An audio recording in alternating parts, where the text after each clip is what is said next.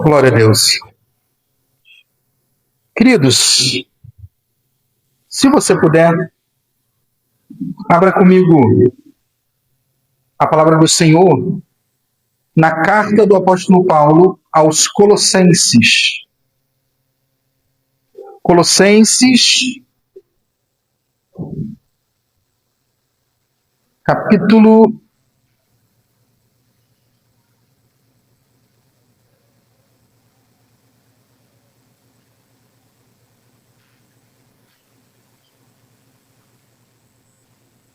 Deixa eu abrir aqui que eu me perdi, só um segundo.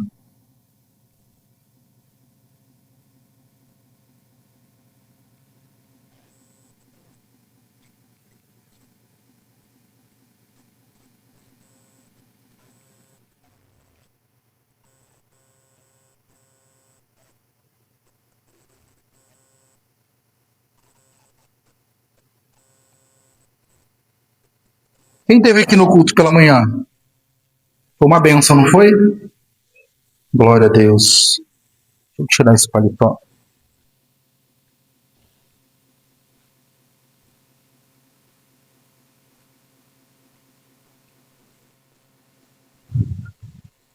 Muito obrigado. Não. Colossenses, capítulo 1, verso 13.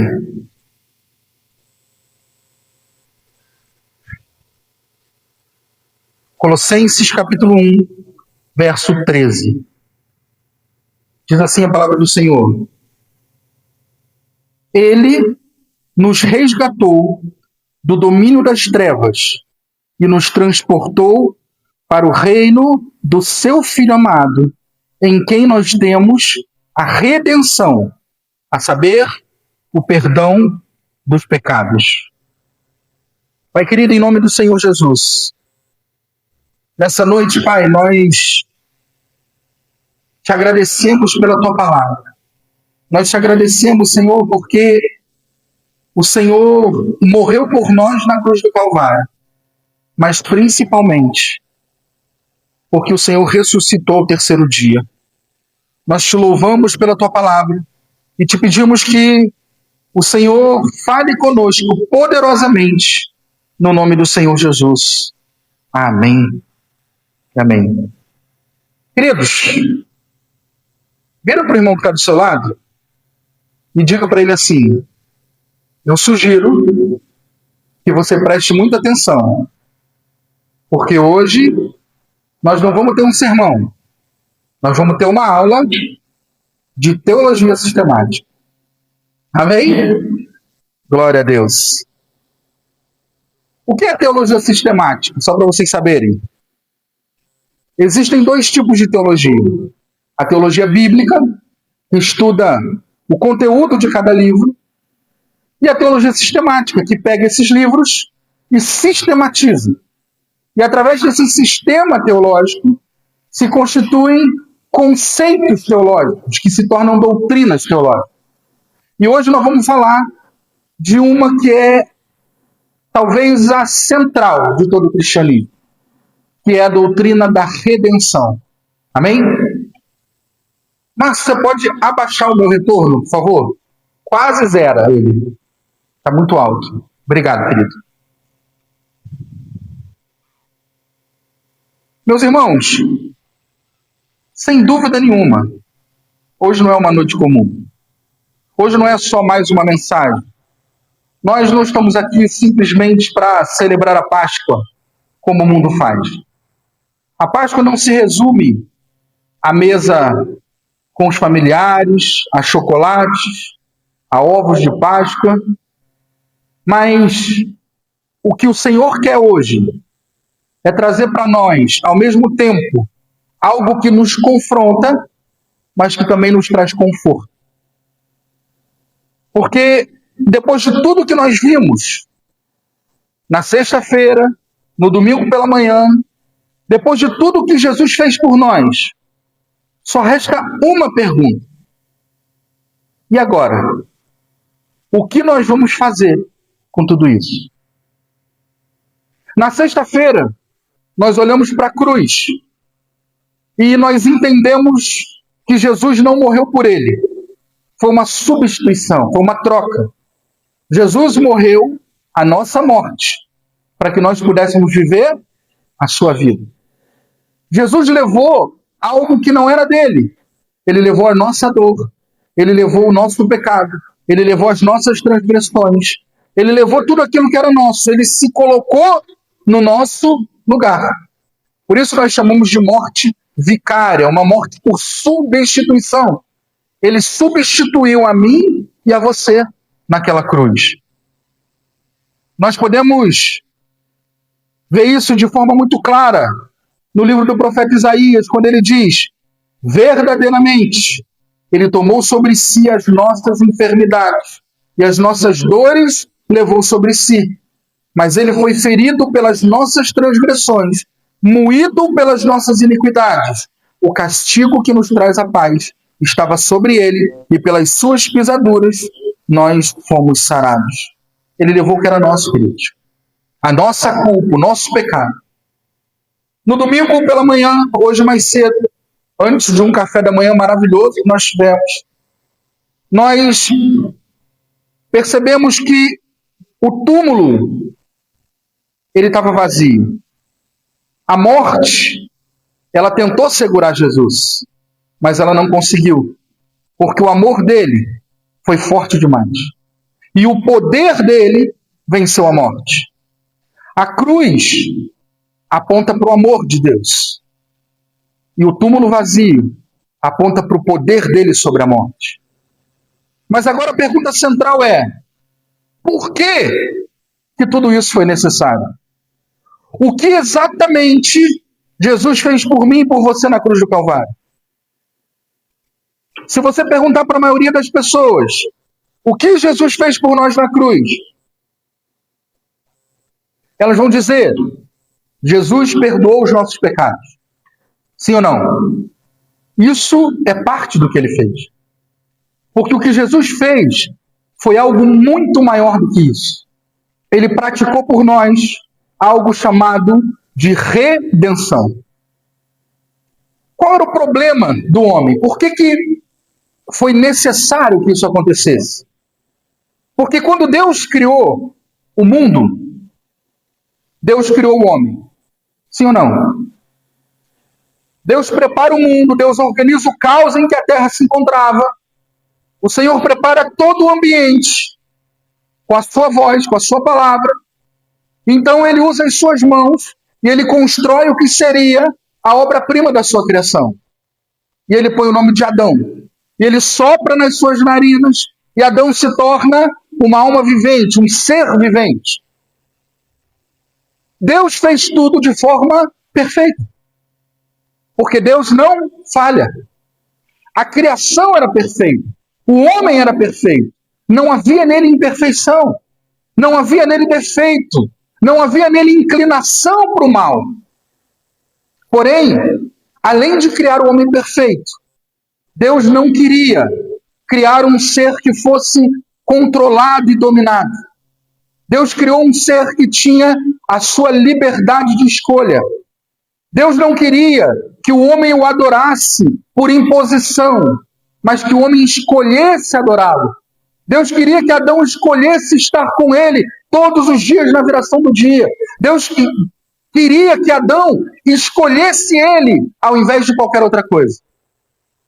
Só que, num determinado momento, a serpente engana a mulher e a mulher engana o homem. E é interessante que muitas pessoas colocam a culpa na Eva, mas Eva não foi a culpada. Porque quando esse evento trágico acontece, o Senhor reúne todos ali no jardim e ele efetua o primeiro julgamento da história. Para a mulher, a sentença dela foi: o seu desejo será para o seu marido e ele te dominará. Você será submissa ao seu marido e as dores de parto serão multiplicadas. Para a serpente, o animal, a pena foi: você vai rastejar e comer pó para o resto da sua existência. Para Satanás, o Senhor disse: você será inimigo da descendência da mulher. Inimigo da mulher, nesse momento não mais falando da mulher pessoa física, mas da mulher como igreja. Satanás é o inimigo da igreja. Ele diz: você será inimigo da mulher e inimigo da descendência da mulher. Quem era o descendente da mulher? Jesus. Então Deus fala: você vai lhe ferir o calcanhar. É uma ferida que não de morte, mas ele lhe ferirá a cabeça.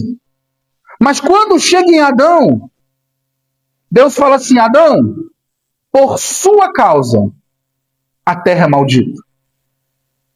Não foi por causa da mulher. Porque Deus deu a Adão uma ordem expressa, que não comesse do fruto. E quando Adão desobedece, queridos, ele atrai para si consequências. Porque a palavra do Senhor nos diz que tudo aquilo que o homem semear, isso também se fará. Não havia dor, não havia sofrimento, não havia morte. Mas no momento em que o homem escolheu, ao invés de obedecer a Deus, desobedecê-lo, ele perdeu a batalha. E a Bíblia diz, lá em 2 Pedro 2,19, que o vencido se torna escravo do vencedor. Nesse exato momento, queridos, Adão se tornou escravo do pecado. Nesse exato momento, Satanás venceu uma grande batalha e escravizou a humanidade. E o interessante é que, como foi dito aqui pelo Cleimar no podcast, falou: Adão pecou, o que eu tenho a ver com isso? Adão, queridos, ele era a matriz reprodutora da humanidade. Quando Deus estabeleceu Adão, ele estabeleceu Adão como o primeiro dos homens. E todos os demais seriam feitos a partir de Adão. Sim ou não? Então, se Adão permanecesse perfeito, todos os outros homens seriam perfeitos. Porém, como Adão caiu, ele maculou a matriz. Quem aqui estudava na época que as provas e as atividades eram feitas no mimeógrafo? Vocês lembram o que é um mimeógrafo? Aquele cheirinho gostoso de álcool que ficava na sala, não é? Vocês estão entregando a idade de vocês, hein?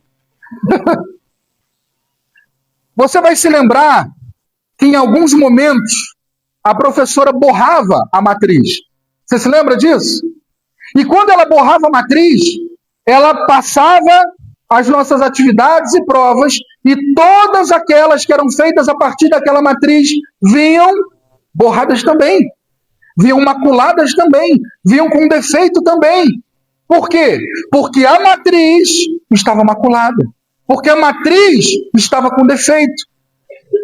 E você pode dizer: pastor, mas quem pecou foi Adão, ok, mas como ele era a matriz, tudo que veio a partir dele veio com o mesmo defeito. E nós carregamos em nós a natureza pecaminosa de Adão. Da mesma forma que nós carregamos em nós a noção e o conhecimento do bem e do mal que Adão adquiriu ao comer daquela fruta. Se você conversa com uma criança, queridos, a criança sabe o que é certo e o que é errado. Sim ou não? Por mais que você nunca tenha ensinado, a criança carrega nela, no seu DNA, na sua natureza, a ciência do que é bom e do que é mal. Porque isso nós herdamos a partir da nossa natureza adâmica e pecaminosa. E quando Adão peca, ele se torna escravo. E quando ele se torna escravo, automaticamente ele escraviza toda a humanidade com ele. Em Romanos, no capítulo 5, a palavra do Senhor diz assim: porque por um homem o pecado entrou no mundo, e pelo pecado a morte. Assim, também a morte passou a todos os homens, e por isso todos pecaram. Então não adianta você dizer, pastor, eu não estava no Éden, eu não tenho nada a ver com isso. Todos pecaram. Se a gente observar no Salmo 51, no verso 5, a Bíblia diz assim: eis que em iniquidade fui formado, e em pecado me concebeu a minha mãe. Ou seja, o problema, queridos, não é o que fazemos, o problema é quem nós somos. Porque nós somos pecadores, não tem para onde correr. Não tem para onde fugir dessa sentença. E qual a consequência disso? A separação de Deus. O presbítero Luz disse aqui no podcast que o nosso pecado gera separação. O profeta Isaías disse no seu livro, no capítulo de número 59, que as mãos do Senhor não estão encolhidas para que não possam salvar, nem surdos os seus ouvidos para que não possa ouvir, mas os nossos pecados fazem separação entre nós e o nosso Deus. Ou seja, queridos, com esse evento trágico, o homem ficou perdido, condenado, escravo do pecado, separado de Deus, sem saída e sem solução humana. Esse era o estado do homem. O homem que Deus criou perfeito, o homem que Deus criou santo, por escolha própria, se colocou nessa condição. Parece até com a gente, né? Muitas vezes a gente vive em situações que a gente olha e fala, como que eu vim parar nessa situação? E quando a gente percebe, foram as nossas escolhas que nos levaram para o buraco. Agora, o mais interessante de tudo isso é que era impossível que qualquer ser humano pudesse nos resgatar. Adão pecou, maculou toda a humanidade. O vencido se tornou escravo do vencedor. A humanidade passou a ser escrava do pecado. E não existia, humanamente falando, uma saída. Não existia, humanamente falando, uma solução. Porque todos pecaram e destituídos foram da glória de Deus. É o que diz o apóstolo Paulo. Se a gente parasse para pensar com os olhos humanos, não tinha saída. E se a gente parar para pensar, quem quebrou a aliança não foi Deus, foi Adão. Então, se Deus simplesmente escolhesse executar o seu juízo e lançar toda a humanidade no inferno, junto com Satanás, Deus seria injusto? Não. Porque o salário do pecado é o quê? É a morte. Se Deus tivesse decidido lançar toda a humanidade na condenação eterna, ele estaria simplesmente exercendo a sua justiça. Porque não havia possibilidade de salvação humana. E esse é um ponto muito sério, queridos. Ninguém, absolutamente ninguém, poderia pagar a nossa dívida. O Salmo 49, nos versos 7 e 8, ele diz o seguinte: ninguém, de modo algum, pode redimir ao seu irmão, ou dar a Deus o resgate pela sua alma. Porque a redenção de uma alma é caríssima e durará para sempre. Ninguém podia pagar o resgate pelo outro. O apóstolo Paulo diz, todos pecaram e destituídos foram da glória de Deus. Ainda em Romanos, o apóstolo Paulo diz, não há um justo sequer. Por que ninguém pode pagar o preço da alma do outro? Por que o salmista afirmou que ninguém, de modo algum, pode redimir o seu irmão ou dar a Deus o resgate dele? Pois a redenção da alma deles é caríssima e durará para sempre. Por um motivo muito simples, querido. Se eu também sou escravo, como eu vou pagar a dívida do meu irmão? Se eu estou debaixo da mesma sentença, como é que eu vou libertá-lo? Entendem a situação que o ser humano se colocou? Conseguem compreender como que a situação do homem era extremamente complexa? Não existia ninguém que pudesse pagar a dívida do outro. Diante disso, o nosso Deus, em amor e misericórdia, ele decidiu agir. Nesse momento, o Senhor estabeleceu que praticaria por nós algo chamado de redenção. E o que é a redenção, queridos? Muitas vezes a gente pensa, é alguma coisa relacionada a perdão de pecado. Só que ela é muito mais complexa do que isso. A redenção, ela é um ato de compra. A redenção, ela é a aquisição de uma propriedade. Para a gente é um pouco difícil compreender isso, porque não faz parte da nossa sociedade. Mas deixa eu tentar ilustrar para você entender. Uma vez eu ouvi um pastor falando um resumo sobre a redenção que eu achei maravilhoso. Suponhamos que a Bíblia para nós ela é a nossa lei espiritual. Amém? Mas para os judeus, elas eram, além das suas leis espirituais, as suas leis civis. Então, o Antigo Testamento para o judeu, ele era como para nós a Constituição Federal, o Código Civil, o Código Penal. As leis judaicas eram as leis do Senhor, ok? E uma das leis que era prevista dentro desse código legal dos judeus era a lei da redenção. E no que consistia a redenção? A redenção, queridos, é o seguinte: se a gente olhar no livro de Levítico, nós vamos encontrar isso lá. Se alguém contraísse uma dívida da qual não pudesse pagar, ele se tornaria escravo para que pudesse pagar a dívida. Mas não só ele, a sua família também seria escravizada com ele. E os seus bens seriam todos passados para aquele a quem ele devia. No momento em que isso acontecia, existiam 3 possibilidades de que ele deixasse de ser escravo. Tendo em vista que ele não ia conseguir pagar a dívida, ok? Era uma dívida, suponhamos que fosse uma dívida impagável. Ele tinha 3 possibilidades. A primeira, se ele fosse judeu, ele só poderia ser escravo por 7 anos. Depois disso, ele seria livre e a sua dívida estaria paga.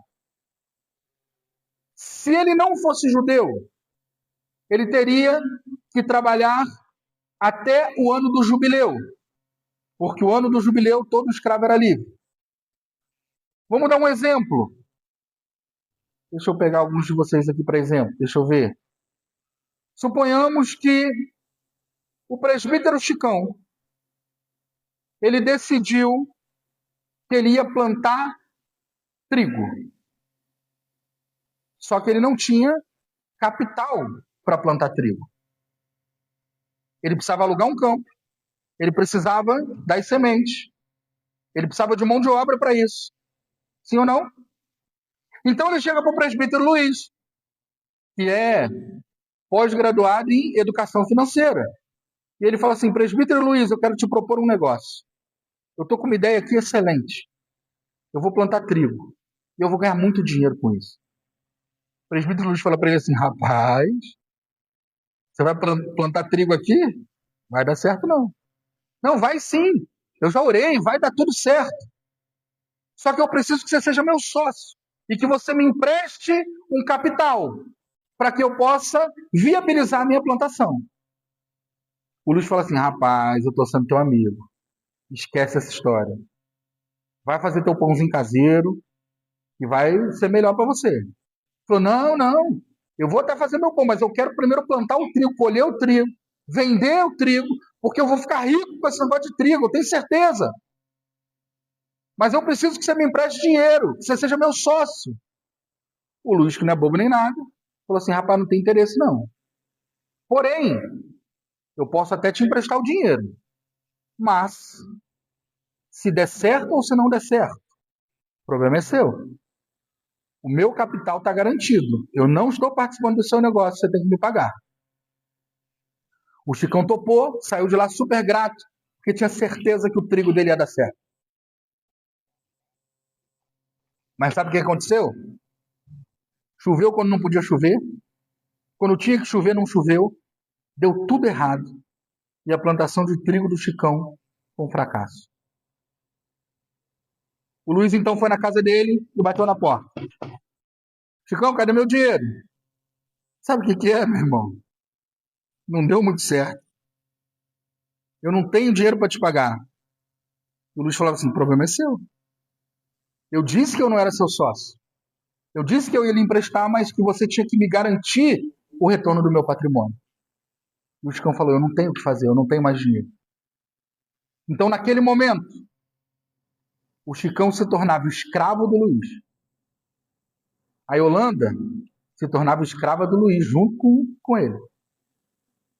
E a motinha da Yolanda, a casa da Yolanda, tudo ia para o Luiz. Só que o Luiz estava brabo demais. Porque o tombo que o Chicão deu nele foi muito grande. Então o Luiz escalpelava o Chicão. Chicotada no Chicão. Botava o Chicão para trabalhar. Botava o Chicão para arar a terra. Botava o Chicão para trabalhar para ele. E a Yolanda junto, coitada. Levando chicotada, apanhando. E aí, se o Chicão e o Luiz fossem judeus, em 7 anos, o Chicão e a Yolanda estavam livres. Suponhamos que o Chicão nasceu ali do lado, ele era moabita. Ele não tem esse benefício. Então ele tinha que esperar o ano do jubileu, correto? Mas vamos supor que o ano do jubileu tenha sido ano passado. Então ele tem mais 49 anos para trabalhar para o Luiz. Ele e a Yolanda.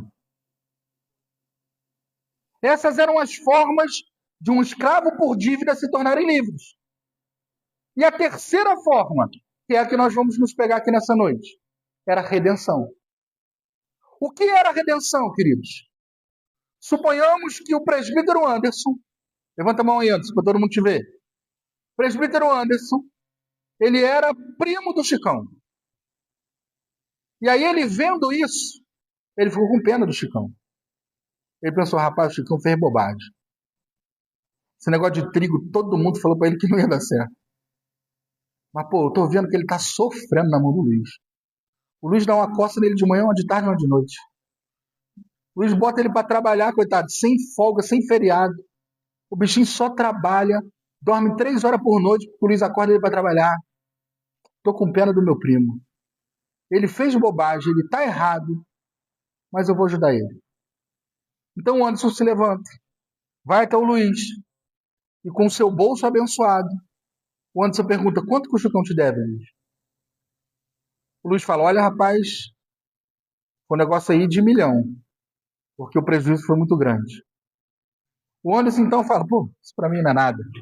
Pega lá 1 milhão, paga o Luiz. Nesse momento, o Chicão e a Yolanda ficam livres, sim ou não? Sim ou não? Não. Eles deixam de ser escravos do Luiz e se tornam escravos do Anderson. E aí você pensa, que vantagem tem nisso? O Luiz dava uma coça de manhã, uma de tarde e outra de noite. O Anderson não vai fazer isso, porque ele é um parente próximo, porque ele ama o Chicão, porque ele ama a Yolanda. Ele até emprestou a moto para a Yolanda andar de novo. Mesmo a moto sendo dele agora. Ele até deixou o Chicão e a Yolanda morarem na casa que eles moravam. Não precisavam mais morar lá no cantinho do Luiz. Voltaram a morar na casa deles, porque o Anderson deixou. Mesmo tudo pertencendo ao Anderson. Inclusive Chicão e Yolanda, que eram escravos do Luiz, agora são escravos do Anderson. Isso é redenção, queridos. E foi exatamente isso que Jesus fez por mim e por você na cruz do Calvário. Quando Adão pecou, Adão se tornou escravo do pecado e condenou a humanidade a se tornar escrava de Satanás e escravo do pecado. Porque o vencido se torna escravo de quem? Do vencedor. Existia uma dívida sobre a nossa vida e essa dívida era impossível de ser paga por nós.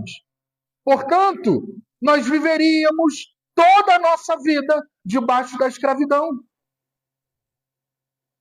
Porém, o Senhor resolveu enviar o seu filho para resolver esse problema. E aí eu digo para você, por que Jesus?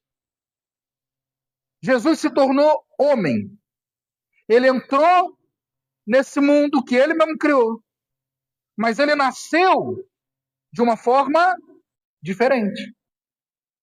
Como Jesus nasceu? Jesus nasceu de uma virgem. E por que ele nasceu de uma virgem, queridos? Porque se ele tivesse um pai terreno, ele traria em si a mesma natureza adâmica e pecaminosa que eu e você carregamos. Pastor, o que o senhor quer dizer com isso? Eu quero dizer com isso, queridos, que a natureza humana, adâmica e pecaminosa, ela é transmitida para o filho a partir da semente do pai. No momento em que um homem insemina uma mulher, ele está passando adiante a sua natureza adâmica e a sua natureza pecaminosa. E vai nascer ali uma pessoa escrava do pecado. Mas Jesus, quando ele nasceu sem a mancha do pecado. Porque ele nasceu por obra do Espírito Santo, de uma virgem, então não tinha nele a natureza pecaminosa de Adão. E a palavra do Senhor diz, lá em 1 Coríntios 15, 22, porque assim como todos morreram em Adão, assim também todos foram vivificados em Cristo. Sabe o que isso significa, queridos?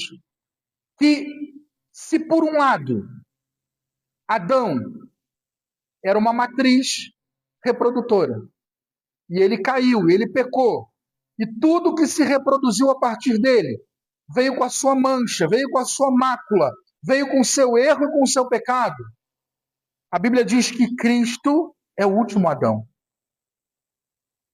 Cristo também era uma matriz reprodutora. E a palavra diz que se por um homem o pecado entrou no mundo, e esse homem era Adão, a Bíblia diz que por um homem o pecado saiu do mundo. E esse homem é Cristo, queridos.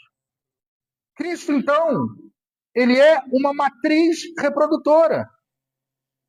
Agora, diferente de Adão, que nós nascemos, querendo ou não querendo, carregando no nosso DNA a matriz estragada do Adão, para que nós possamos carregar a natureza que vem de Cristo. Não é natural, é sobrenatural. É preciso fazer uma escolha. Assim como lá no Éden, o homem fez uma escolha, e essa escolha foi uma tragédia. Hoje nós precisamos fazer uma escolha, para que essa escolha conserte a tragédia que foi feita no Éden. Vocês conseguem entender isso? Jesus, ele disse, lá em João 3,5, no seu encontro com Nicodemos, aquele que não nascer da água e do Espírito não pode entrar no reino de Deus. Se por um lado a natureza adâmica ela é natural e ela vem do nosso nascimento, a natureza divina de Cristo, pura e santa, ela vem pelo novo nascimento.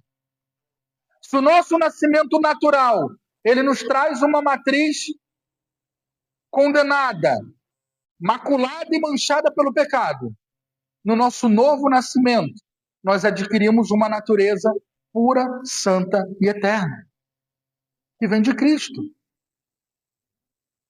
Só que essas duas naturezas, elas passam a coexistir juntas dentro de nós. É por isso que eu não gosto muito da expressão, quando a gente vai fazer um batismo, e a gente fala que o velho homem morreu.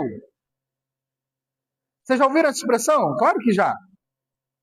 Porque o velho homem, queridos, ele sempre vai estar na nossa natureza. No momento em que a gente baixa a guarda, o velho homem se levanta. Sim ou não? No momento em que a gente deixa de vigiar, por um pouco que seja, o velho homem se levanta. O velho homem só vai morrer definitivamente no momento em que Cristo voltar para nos buscar. Ou quando o nosso corpo morrer. Porque aí o velho homem acabou. Mas até lá, no momento em que nós aceitamos a Cristo como Senhor e Salvador, nós passamos a ter duas naturezas dentro de nós. A natureza adâmica, natural e pecaminosa, mas também a natureza de Cristo. Uma vez, eu estava dando uma aula sobre isso, e quando eu disse que nós não perdemos a primeira, só adquirimos a segunda, um aluno virou para mim e disse assim: professor, mas aí eu não vi vantagem. Falei, como não vi vantagem, criatura? Se antes você só tinha uma, inclinada para o mal, que só te fazia errar e pecar, agora você tem uma santa, pura e eterna, e você pode escolher a partir dela e através dela vencer e subjugar a outra. Mas antes você só tinha outra. Então é claro que nós temos vantagens. Cristo nos deu um presente através da sua graça, que é uma nova natureza. E tudo isso aconteceu a partir da redenção. Porque a redenção, ela foi um ato de compra. A Bíblia diz, lá em Apocalipse, no capítulo 5, que o Cordeiro, com seu sangue, comprou para Deus homens de todas as tribos, línguas e nações. A propriedade que havia sido perdida, ela foi reavida. Ela foi comprada novamente. Ela foi recuperada através da redenção. E aí eu digo para vocês, queridos, que nós, em nenhum momento, nos tornamos livres no sentido de não ter um Senhor sobre nós. Assim como a história do Chicão e da Yolanda. Eles eram escravos do Luiz. E o Luiz escalpelava eles. 3 surras, uma de manhã, de tarde e uma de noite, lembra? Mas quando o Anderson pagou a dívida deles, eles se tornaram escravos do Anderson. E conosco não é diferente. Enquanto nós vivemos uma vida natural, baseado na natureza adâmica e pecaminosa, nós somos escravos do pecado e de Satanás. E Satanás todos os dias, ele faz de tudo para nos destruir. Satanás todos os dias, ele trabalha de dia e de noite para tirar a nossa paz, para tirar as nossas bênçãos, para tirar a nossa família, para tirar o nosso emprego, para tirar o nosso sossego, para nos destruir. Mas no momento em que nós reconhecemos a redenção, no momento que nós entendemos que Cristo praticou por nós um ato de compra, e que nós reconhecemos o sacrifício dele sobre a nossa vida e a validade desse ato de compra sobre nós, a Bíblia diz que imediatamente nós somos transportados das trevas para o reino do Filho do seu amor. Aleluia. E sabe qual é o resultado disso, queridos? Eu vou dizer para você. Colossenses 1, 13 e 14 diz: Ele nos libertou do império das trevas e nos transportou para o reino do Filho do seu amor. Redenção não é você ficar sem dono. Você muda de senhor. Você deixa de ser escravo do pecado. Você deixa de ser escravo de Satanás. E você se torna servo de Cristo. Quem é que é servo de Cristo? Levanta a mão. Agora eu te faço uma pergunta. Você sabe o que significa a palavra servo? Sinto te desapontar, mas a palavra servo significa escravo. A diferença é que nós éramos escravos de Satanás e do pecado, e nós éramos tratados como escravos. Mas Cristo, quando Ele nos resgatou, se Ele nos tratasse como escravos, ainda assim seria muito bom. Mas Ele escolheu nos tratar como filhos. Ele nos escolheu, aliás, Ele escolheu nos permitir fazer parte da família de Deus. E nós vemos isso lá na carta aos Romanos, no capítulo 8, quando o apóstolo Paulo diz assim: recebeste o espírito de adoção, pelo qual clamamos, Abba, Pai, aleluia. Queridos, o que eu quero dizer para vocês é que a nossa dívida, ela foi paga. O acesso a Deus foi liberado. Uma nova identidade foi entregue para mim e para você. Nós não precisamos mais ser escravos do pecado. Nós não precisamos mais viver sob essa escravidão. Satanás não tem mais poder sobre a minha vida e sobre a tua vida. É interessante que quando nós pecamos, muitas vezes nós damos desculpas, né? Dizendo, foi mais forte do que eu não consegui suportar. Sim ou não? Mas no momento em que nós fomos libertos da escravidão do pecado, o pecado não tem mais domínio sobre mim e sobre você. Quando nós pecamos, queridos, nós escolhemos pecar. Sinto te desapontar. Se você é daqueles que dizem, eu sou tão fraco, eu não consigo. A palavra do Senhor, ela diz que fiel é Deus, que não nos permite ser tentado além das nossas forças. Isso significa que nós precisamos vencer o pecado. Porque o pecado é aquilo que nos separa de Deus. O pecado é aquilo que nos afasta do Senhor. E o Senhor nos deu a oportunidade de não sermos mais escravos. Se por um lado você diz, eu não tenho nada a ver com o pecado de Adão porque eu não estava no Éden, você também não estava no Calvário e a redenção te alcançou. Você também não estava no Calvário, mas a graça de Cristo te alcançou. Você não estava no Calvário, mas o amor dele chegou até você. O que você precisa, queridos, é fazer uma escolha. Depois da cruz, depois do túmulo vazio e depois da redenção, o que você vai fazer com tudo isso? Qual vai ser a escolha que você vai ter daqui para frente? Da mesma forma que o Senhor não forçou Adão e deu a ele liberdade para tomar todas as decisões que ele quisesse, o Senhor não força a mim e a você. Nós continuamos tendo a mesma liberdade que Adão tinha. E aí é um ponto central que nós discordamos dos nossos irmãos calvinistas. Porque nós temos o livre-arbítrio de escolher o que nós quisermos. Só que muitas vezes nós escolhemos o pecado. Nós damos um monte de desculpa, mas nós escolhemos o pecado. Mesmo sabendo tudo o que Cristo fez por nós. Mesmo sabendo que isso entristece o coração de Deus.